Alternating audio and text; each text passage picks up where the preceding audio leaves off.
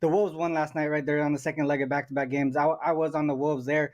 They've just had two big wins in a row. And to me, and then they're on the second leg of back-to-back games, potentially an unmotivated spot where they're playing a lowly Blazers team. They also play again on Thursday. So definitely like a flat spot on the Wolves side. But I would think that would be more so on the offensive side of the ball.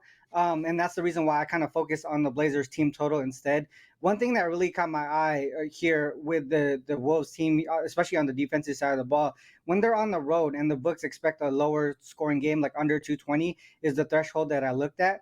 They're allowing just 104 points per game. Opponents 6-3 to their team total under. One game went over by the hook in that situation. If you look at the opposite side of the ball here, you have a Blazers team. They're averaging 105.6 points per game when facing an opponent on the second leg of back-to-back games. So they're not really taking advantage of tired legs or anything like that on the offensive side of the ball.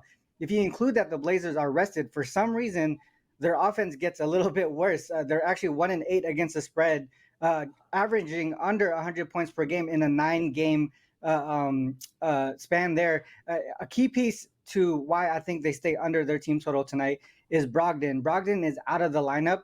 And without him, their offensive rating actually dropped significantly from 111.7 to 106.2. That's actually the worst in the league. I mean, so the Grizzlies are the worst offensive rated team in the league, right?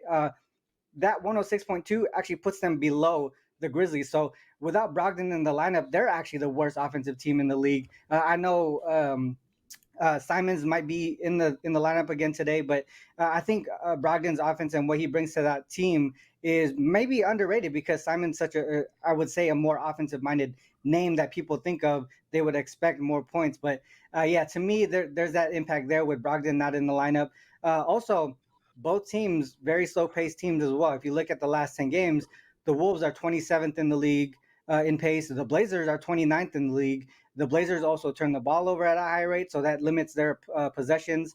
One place that I can see them succeeding to get points is getting to the free throw line because, I think they go to the free throw line at a high rate. The Wolves send opponents to the free throw line at a high rate, but even then, 102.5 or 102.5, it seems like it's still a touch above what I expect them to have. My model has them at exactly 100 in this game today. But another thing that I looked at here in home games where the total is under 220, so these books are expecting lower scoring games.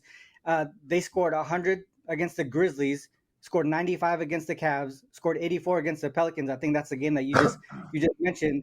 Earlier this season, they played the Wolves team. They scored 93 against them. So to me, I think under 102.5 is definitely doable to stay under, even in a bounce back situation. So conceptually, I'm with you. I mean, Portland is an offensively challenged team, and they're up against an elite defensive opponent. My question comes with this total. I mean, we're looking at what? Well, I'm seeing 101.5s out there right now, 102.5. That's as low a team total as you'll find in the modern NBA.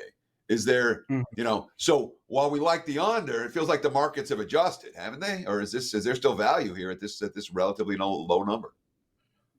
Yeah, I mean, obviously, it's definitely a lower number, but it's one of those things where you say, or I say it's probably low for a reason.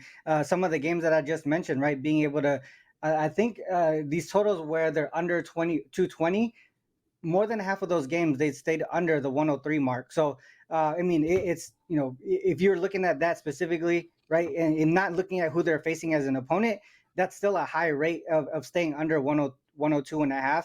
But then you add to the fact that you're playing one of the better defensive teams in the league, that just pushes me more towards the under, in my opinion.